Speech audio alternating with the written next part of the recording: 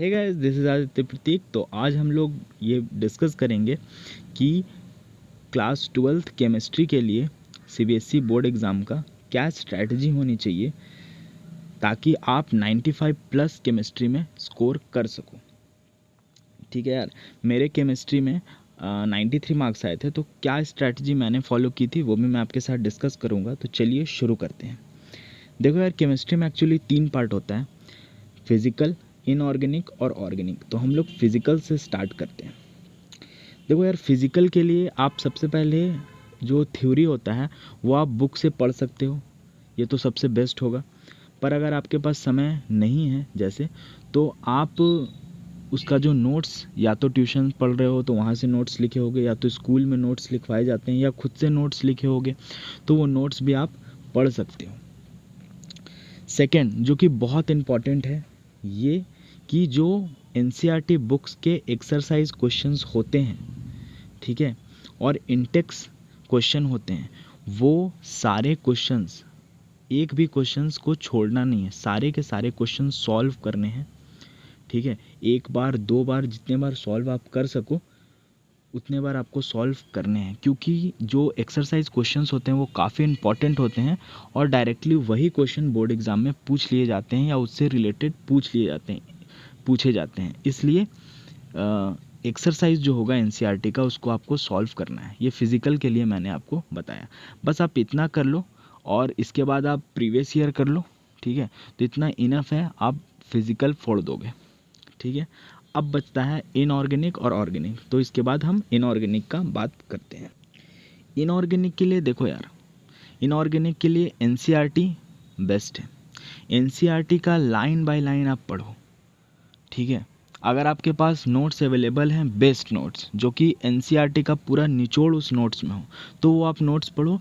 या नहीं तो आपको पूरा एनसीईआरटी पढ़ना पड़ेगा इनऑर्गेनिक के लिए, क्योंकि और उसके बाद आप क्वेश्चंस नहीं भी सॉल्व कर रहे हो तो चलता है, क्योंकि आप इनऑर्गेनिक का नोट्स पढ़ लिए हो तो क्वेश्चंस हो जाएंगे यार। ठीक है, नहीं तो आप प्रीवियस ईयर कर लो। ठीक है, इनऑर्गेनिक में तो ठीक है। तो आपको ये मैं आपको सजेस्ट करूँगा कि आप एनसीईआरटी इनऑर्गेनिक का लाइन बाय लाइन बढ़िया से पढ़ो, एक बार दो बार जितना बार पढ़ सकते हो, और उसको आप शॉर्ट नोट्स बना लो, ताकि एग्ज़ाम्स के कुछ समय पहले, आप पूरा बुक तो पढ़ नहीं सकते, तो एग्ज़ाम के कुछ समय पहले आप उन्हीं नोट्स को पढ़ सको। तो ये हो गया इनऑर्गेनिक के लिए कि आप एनसीईआरटी बुक को पढ़ो। ठीक है, लाइन बाय लाइन। देखो यार, अब जो मैं बताऊंगा ये ऑर्गेनिक, ठीक है, ये ऐसा कहा भी जाता है कि फिज़िकल और इनऑर्गेनिक तो किसी तरह कर लोगे, बट ऑर्गेनिक से कैसे बचोगे। सही बात है यार, ऑर्गेनिक थोड़ा है टफ। अब बात आता है कि आप बोर्ड के लिए टफ है या जेई मेंस का टफ है। तो जेई मेंस का तो ये रियलिटी है कि टफ होता ही है ऑर्गेनिक। आप बोर्ड के लिए इट्स नॉर्मल, उतना टफ भी नहीं है, हो जाएगा। अब ऑर्गेनिक के लिए आप क्या कर सकते हो। देखो, बात आता है कि एनसीईआरटी पढ़ें, तो देखो अगर यार समझ में आता है एनसीईआरटी से ऑर्गेनिक तो आप पढ़ सकते हो, पर ऐसा तो जनरली होता नहीं है कि एनसीईआरटी से ऑर्गेनिक समझ में आए। तो उसके लिए सबसे अच्छा यही रहता है कि आपको अगर नोट्स अच्छा मिल जाता है, ठीक है, क्योंकि मुझे एक अच्छा नोट्स मिल गया था, मेरे टीचर ने मुझे एक अच्छा नोट्स अवेलेबल करवाया था, ठीक है, ऑर्गेनिक के लिए। तो मैंने वो पढ़ा था और उससे मैंने क्वेश्चंस बना लिए थे, सारे समझ में आ गया था। तो वैसा आपको नोट्स अगर मिल जाए तो बहुत बढ़िया है यार। ठीक है, तो ऑर्गेनिक के लिए नोट्स ज़रूरी है, क्योंकि जो लैंग्वेज होता है इन एनसीईआरटी का, वो शायद समझ में ना आए ऑर्गेनिक का। ठीक है, तो वही ठीक है कि नोट्स अगर है तो ठीक है, या फिर आपको एनसीईआरटी पढ़ना पड़ेगा। इसमें ये है कि यार कि साइड बुक आपको नहीं देखना है, क्योंकि एनसीईआरटी बेस्ट है।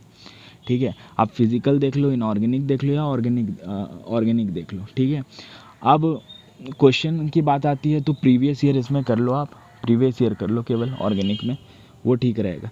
तो यही है यार। ठीक है, यही है केमिस्ट्री का, अगर आप इसको फॉलो करते हो, ठीक है, ज़्यादा हार्ड है नहीं। अगर इन्हीं स्टेप्स को अगर फॉलो अप करोगे ईमानदारी से, ऐसा नहीं कि हाँ हम पढ़ रहे हैं यार ऐसे ही फांकी मार के, तो वैसे नहीं होगा। ईमानदारी से जो जो मैंने बोला अगर इसको आप फॉलो करते हो तो आप 95 प्लस स्कोर कर सकते हो, इट्स रियलिटी। ठीक है, तो best of luck for your future and thank you and be connected. और भाई मैंने फिज़िक्स का भी बता रखा है, तो आप उसका भी स्ट्रैटेजी देख सकते हो। तो थैंक यू।